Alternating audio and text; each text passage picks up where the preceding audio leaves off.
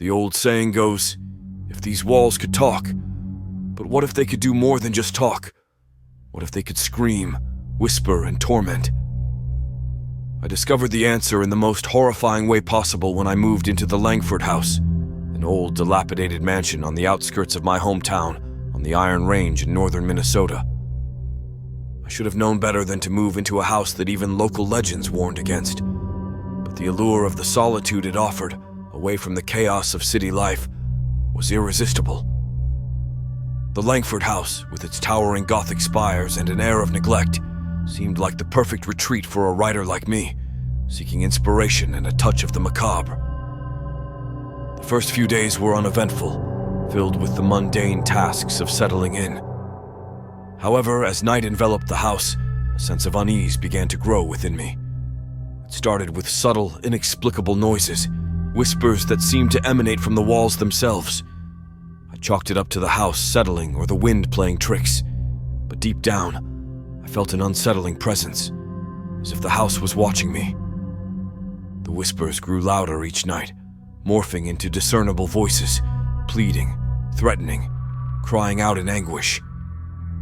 I couldn't understand how this was happening, but the voices were real, not figments of my imagination.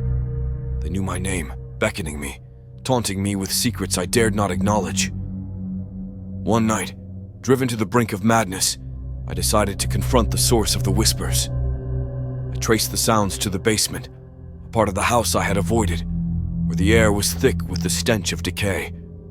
The voices were deafening now, a cacophony of terror that seemed to seep from the very foundation of the house. In the basement, I found the walls covered in ancient, indecipherable symbols, etched deep into the stone. The air was alive with a palpable malevolence, and the voices crescendoed into a maddening roar. It was then that I realized the walls were not just transmitting these torments. They were alive, imbued with the suffering of souls long past, trapped within the stone. The terror became palpable, wrapping its icy fingers around my heart. I felt the anguish of 100 lost souls bearing down on me, their suffering merging with my own. The walls began to shift, the stones grinding against each other, as if the house itself was attempting to trap me within its ghastly embrace. In a moment of desperate clarity, I understood that the house needed me, wanted to add my essence to its macabre collection. With every ounce of strength, I tore myself away from the magnetic pull of the walls and fled the basement, the house seemingly alive, shaking in anger or perhaps amusement at my futile resistance. I escaped the Langford House that night, never looking back, but the voices followed me.